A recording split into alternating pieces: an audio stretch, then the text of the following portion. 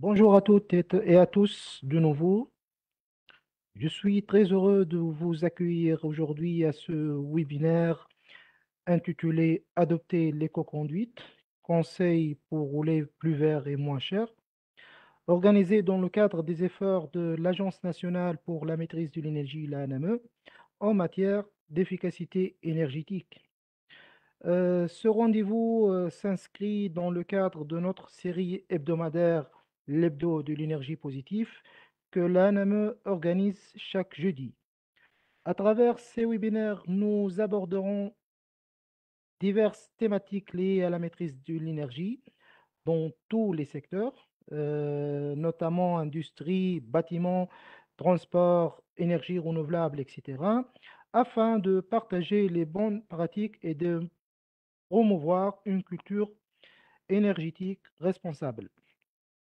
Aujourd'hui, nous allons nous concentrer sur un secteur stratégique et transversal, c'est le transport. C'est un secteur qui représente à lui seul une part importante de la consommation énergétique nationale et qui offre un fort potentiel d'amélioration, notamment grâce à la conduite économique.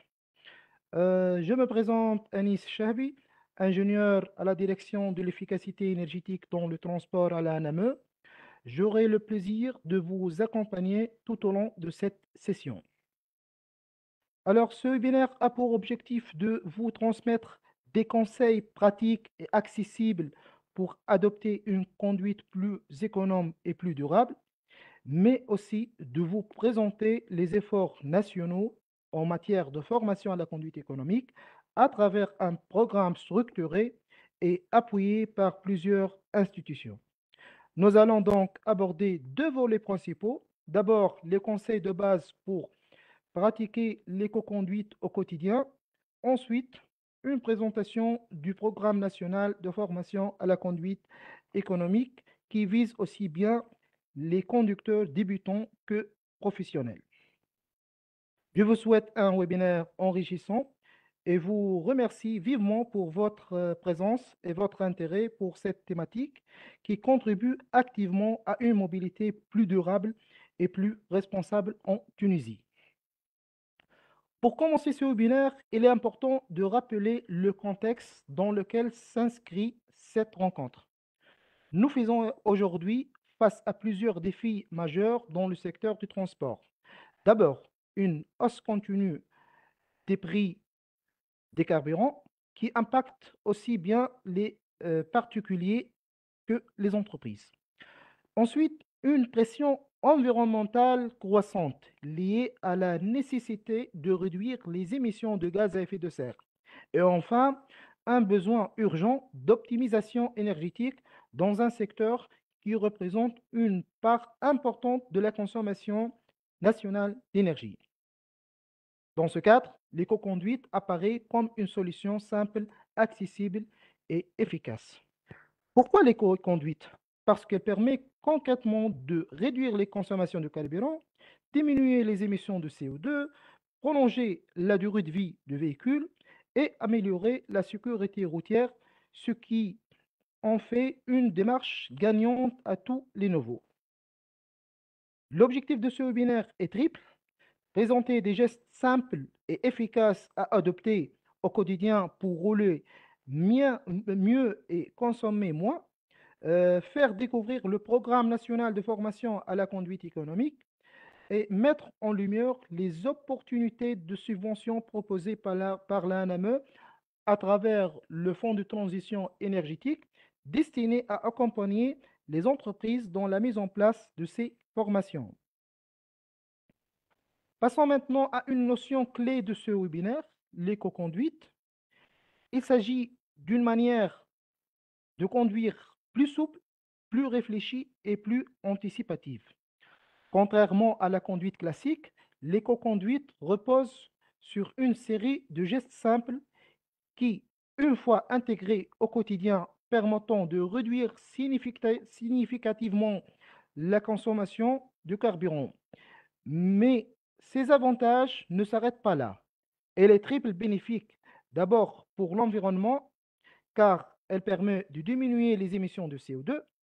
Ensuite, pour la sécurité routière, en favorisant une conduite plus calme et maîtrisée.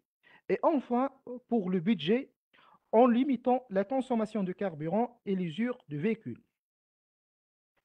C'est une pratique universelle applicable à tous les types de véhicules, qu'ils soient particuliers, utilitaires ou professionnels. C'est donc un levier simple mais puissant pour contribuer à la transition énergétique du secteur de transport. Adopter une conduite plus économique, ce n'est pas compliqué et cela ne demande pas de grands efforts. Il s'agit simplement de modifier certaines habitudes au volant pour conduire de manière plus fluide, plus intelligente et plus respectueuse de l'environnement. En changeant ces petits gestes du quotidien, on peut vraiment faire une différence. Par exemple, en maîtrisant bien sa conduite, un conducteur peut réduire sa consommation de carburant de 20 à 25%. Cela représente non seulement une économie financière importante, mais aussi une contribution significative à la réduction des émissions polluantes. Je vais maintenant vous détailler les principaux gestes à adopter pour tirer le meilleur parti de votre conduite tout en réduisant vos consommations. Alors, le premier conseil pour économiser du carburant est souvent sous-estimé. Sous-estimé, c'est limiter le chargement inutile dans votre véhicule. En effet, chaque 100 kg supplémentaires dans une voiture peut augmenter la consommation de carburant d'environ 0,3 à 0,5 litres au 100 km, selon le type de conduite et le véhicule, bien sûr. Plus votre voiture est lourde, plus elle consomme d'énergie pour avancer, surtout en milieu urbain avec des arrêts fréquents. Pensez donc à ne garder dans votre voiture que ce qui est vraiment nécessaire. Par exemple, retirer les objets lourds ou inutiles du coffre et éviter les charges permanentes. Cette simple habitude peut réduire votre consommation et contribuer à une conduite plus économique au quotidien. Un autre point essentiel pour une conduite économique, c'est l'état et la pression des pneus. Des pneus mal gonflés augmentent la résistance au roulement, ce qui fait que le moteur doit fournir plus d'efforts et donc consommer davantage de carburant. Selon les études, une pression de pneus insuffisante de 0,5 bar peut accorder la consommation de carburant de 2 à 4%. Il est donc important de vérifier régulièrement la pression des pneus, idéalement une fois par mois et surtout avant les longs trajets. Pensez aussi à contrôler l'état général des pneus, usure, déformation ou euh, crevaison pouvant aussi nuire à l'efficacité énergétique et à la sécurité. Un bon entretien des pneus vous permettra non seulement d'économiser du carburant, mais aussi d'améliorer votre confort et votre sécurité sur la route.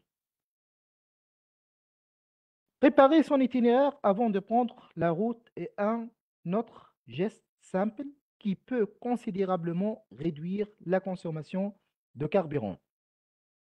En évitant les embouteillages, les détours inutiles et les routes accidentées, on limite les arrêts fréquents, les accélérations répétées et donc la surconsommation. Selon une étude, une mauvaise planification peut augmenter la durée d'un trajet jusqu'à 20%, ce qui se traduit par une consommation plus élevée et un stress accru par le conducteur.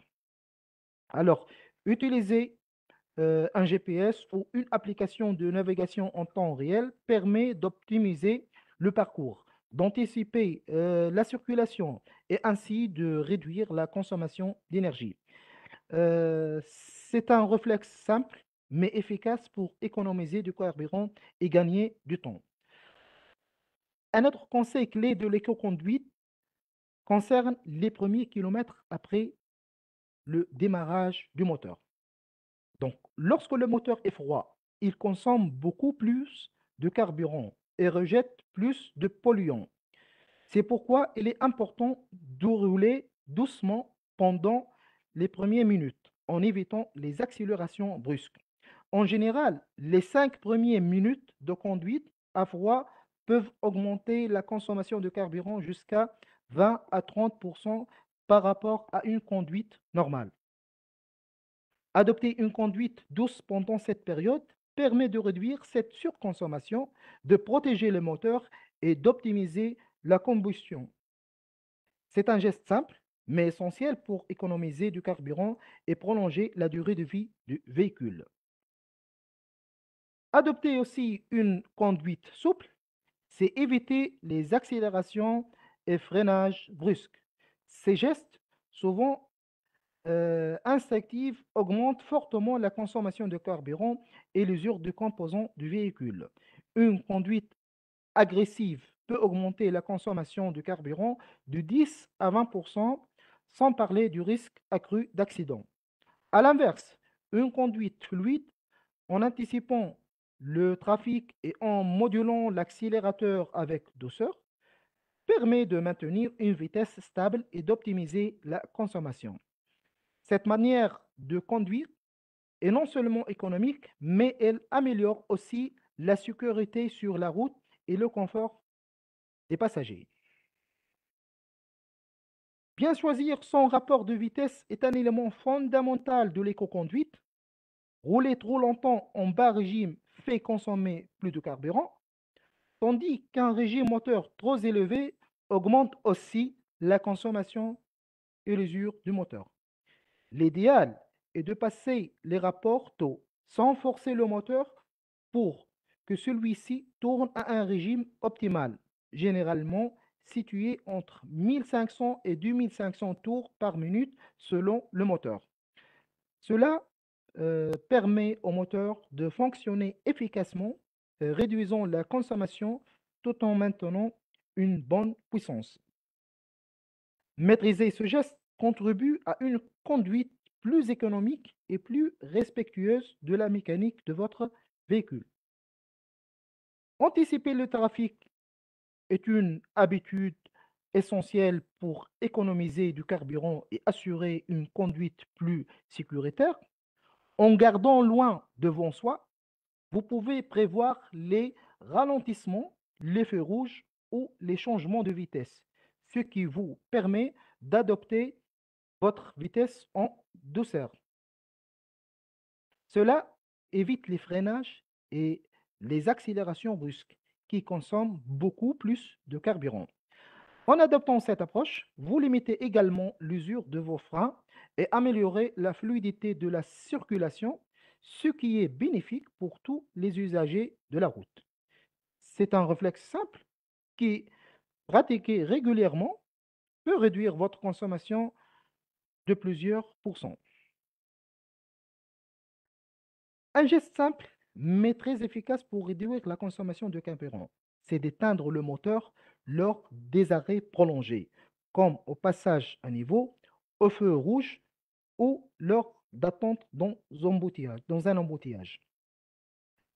En fait, laisser tourner le moteur au ralenti consomme du carburant inutilement. En moyenne, un moteur qui tourne au ralenti consomme entre 0,6 et 1 litre de carburant par heure. Éteindre le moteur dès que l'arrêt dépasse 1 minute permet de faire des économies significatives sur la consommation globale, tout en limitant bien sûr les émissions polluantes. Cela contribue aussi à réduire le bruit et à préserver la qualité de l'air. L'utilisation de la climatisation dans un véhicule a un impact sur la consommation de carburant aussi. Quand la climatisation est réglée à une température modérée, à peu près entre 22 et 24 degrés, elle fonctionne de manière plus économique tout en assurant un bon confort. En revanche, rouler avec les fenêtres ouvertes tout en ayant la climatisation en marche augmente la résistance à l'air et la charge sur le moteur, ce qui peut faire grimper la consommation de carburant. Il est donc préférable en ville ou à faible vitesse d'ouvrir les fenêtres et d'atteindre la climatisation si la température le permet, bien sûr. Sur autoroute, il est plus efficace de fermer les fenêtres et d'utiliser la climatisation modérément pour réduire la consommation. Adopter ces bonnes pratiques vous permettra de limiter la consommation d'énergie tout en conservant un confort optimal. Finalement, un entretien régulier de votre véhicule est un élément clé pour garantir une consommation carburant optimisée et une conduite sûre. Des filtres encrassés, une huile d'huile moteur vieille ou des bougies usées peuvent augmenter la consommation et réduire les performances du moteur. De plus, certaines anomalies ne sont pas visibles qu'à travers un diagnostic moteur électronique qui permet de détecter rapidement des dysfonctionnements invisibles à l'œil nu. Donc, être habitué à effectuer régulièrement ce diagnostic vous aidera à anticiper les problèmes, à maintenir votre véhicule en bon état et à éviter des réparations coûteuses. Un véhicule bien entretenu émet moins de polluants, consomme moins et vous assure une conduite plus faible. Pensez donc à respecter les intervalles de révision recommandés par le constructeur, à vérifier le niveau des liquides et à contrôler régulièrement l'état général du véhicule. Cette attention portée à votre voiture vous fera économiser de l'argent sur le long terme tout en préservant l'environnement. Nous allons maintenant entamer la deuxième partie de ce webinaire qui porte sur un aspect essentiel, le programme de formation à la conduite économique. Après avoir découvert les gestes et les conseils pratiques pour adopter une conduite plus économique, il est tout naturel de s'intéresser aux moyens concrets de diffuser ces bonnes pratiques à plus grande échelle. Et c'est précisément le rôle de formation de ce programme de formation. Donc, donner aux conducteurs, qu'ils soient en formation initiale ou déjà professionnels, les outils et les bons réflexes pour adopter une conduite plus sobre, plus fluide et plus responsable. Voici les deux objectifs fondamentaux de ce programme de formation. Le premier est d'introduire les notions de conduite économique dès la phase d'apprentissage, c'est-à-dire au niveau de la formation au permis de conduire. L'idée est d'intégrer ces principes dès le départ pour que le futur conducteur adopte les bons réflexes dès leurs premières heures de conduite. Le second objectif est d'inculquer ces mêmes notions à l'ensemble des conducteurs professionnels, qu'il s'agisse de conducteurs de véhicules utilitaires, de transport en commun ou de flotte de l'entreprise. L'objectif est de diffuser les bonnes pratiques et de les ancrer durablement dans les habitudes de conduite. Cette approche globale permet d'agir à la fois sur le long terme, en formant les nouveaux conducteurs, et sur le court terme, en accompagnant les professionnels déjà en activité. Pour atteindre les objectifs que nous venons de présenter, le programme de formation s'articule autour de quatre grandes étapes structurantes. Premièrement, il s'agit de concevoir un programme de formation en s'appuyant sur les questions susceptibles d'être intégrées dans l'examen théorique du permis de conduire. Cela permet de poser une base pédagogique solide directement connectée à la réalité de l'apprentissage. Deuxièmement, ce programme doit s'accompagner de l'élaboration d'un support de formation qui couvre à la fois les techniques de conduite économique et les règles de l'entretien préventif. Ce document servira de référence pour les formateurs et les apprenants. Troisièmement, il est essentiel de former les examinateurs et les moniteurs d'auto-école.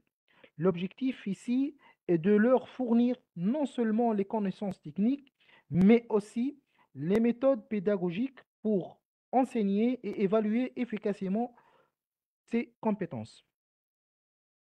Enfin, une fois cette base mise en place, il faut passer à l'intégration concrète des questions liées à la conduite économique et à l'entretien préventif dans les examens théoriques et pratiques du permis de conduire. Cette approche permet de créer une cohérence entre la formation initiale, les examens et les pratiques professionnelles en mettant l'accent sur une conduite plus rationnelle et plus responsable. Ce schéma présente la structure de pilotage du programme de formation à la conduite économique, un programme stratégique qui a été lancé depuis 2018. Depuis son démarrage, il s'appuie sur une gouvernance institutionnelle claire, articulée autour de plusieurs acteurs clés. À la tête du dispositif, on retrouve le ministère du Transport à travers sa direction générale des transports terrestres qui assure la supervision globale et la coordination des différents composants du programme. Ce ministère collabore étroitement avec trois autres institutions partenaires, le ministère de la formation professionnelle et de l'emploi, l'Agence nationale pour la maîtrise de l'énergie, l'ANME, et l'Union tunisienne de l'industrie, du commerce et de l'artisanat, l'UTICA. Ces partenaires institutionnels encadrent à leur tour plusieurs structures opérationnelles.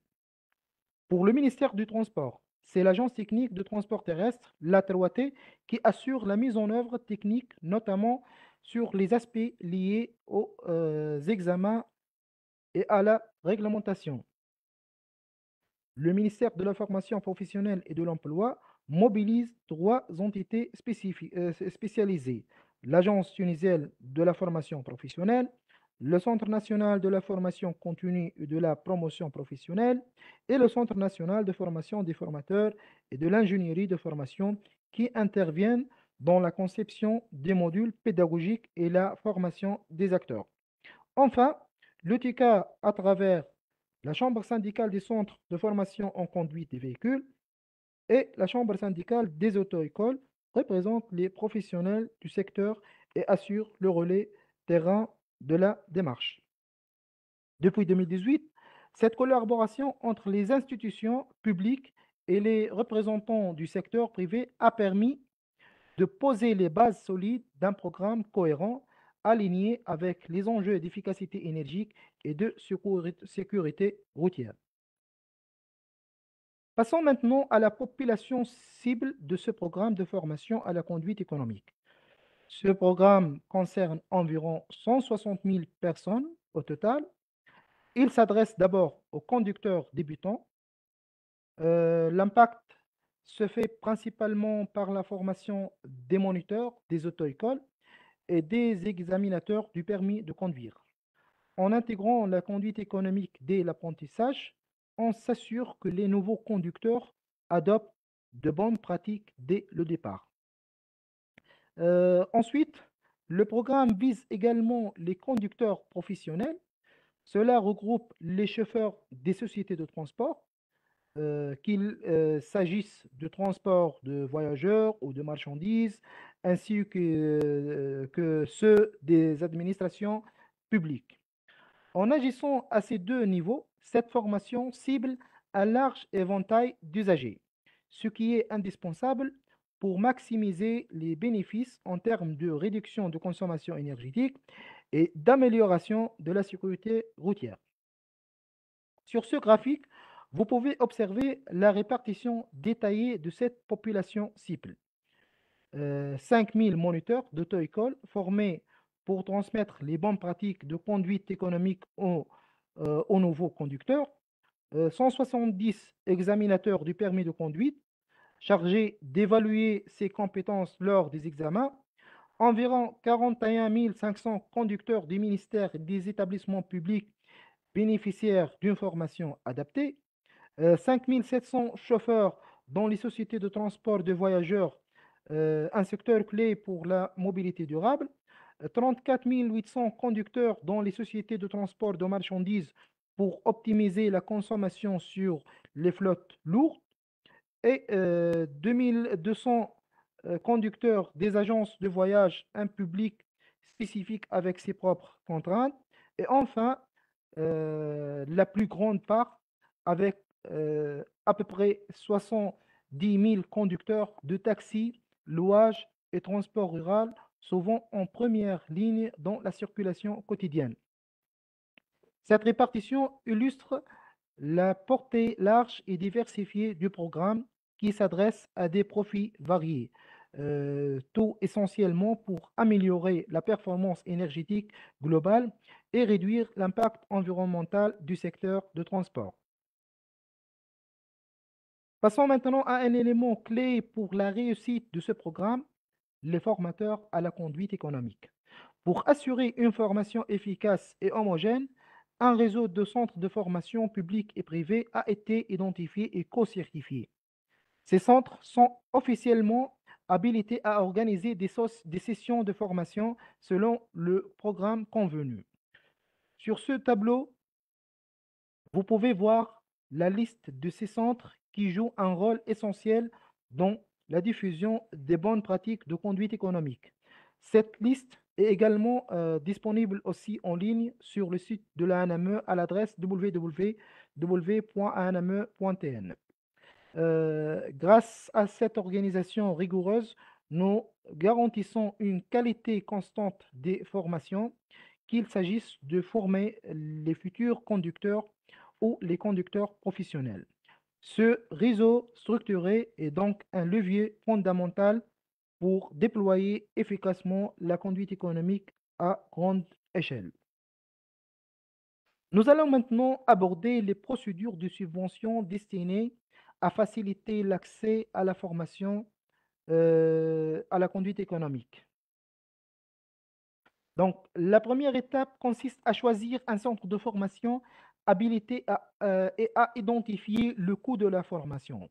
Ensuite, il faut préparer un dossier de demande de subvention auprès de l'Agence nationale pour la maîtrise de l'énergie, l'ANME.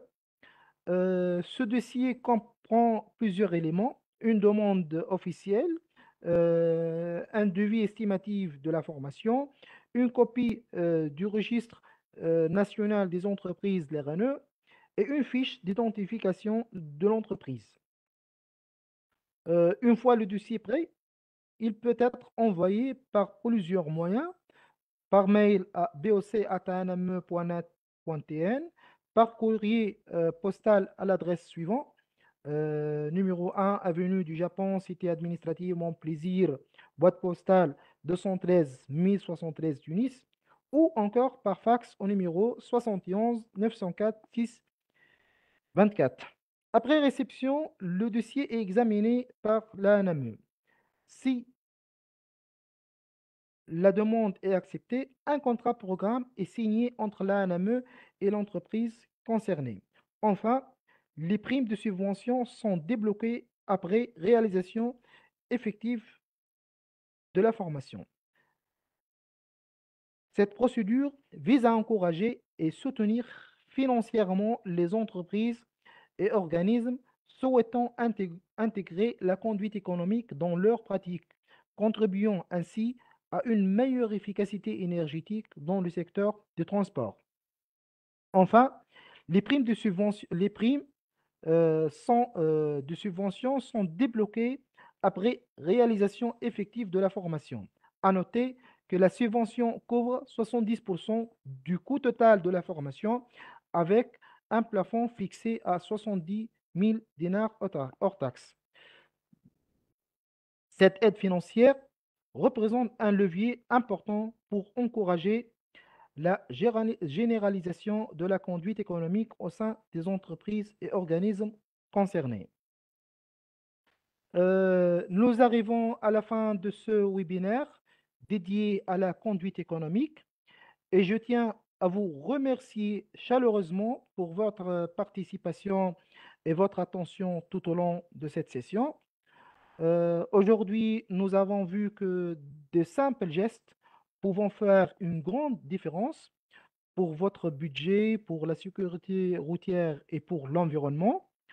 Nous avons également découvert que l'ANME accompagne concrètement cette transition à travers un programme de formation structuré, ouvert aussi bien aux conducteurs débutants qu'aux professionnels, avec un dispositif de subvention avantageux.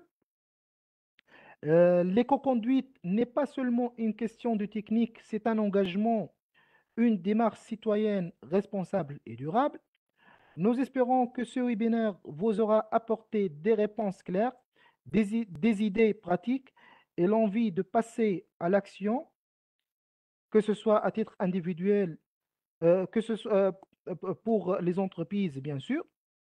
N'hésitez pas à consulter notre site web www.anme.tn pour retrouver toutes les informations utiles, les contacts de centres de formation habilités, ainsi que les modalités d'obtention des subventions. Enfin, nous restons bien entendu à votre disposition pour toute question ou demande d'information ou bien besoin d'accompagnement.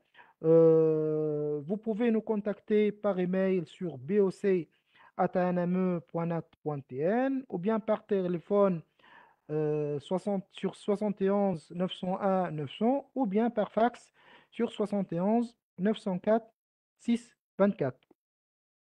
Merci encore pour votre présence et à très bientôt dans un épisode de l'Hebdo de l'énergie positive.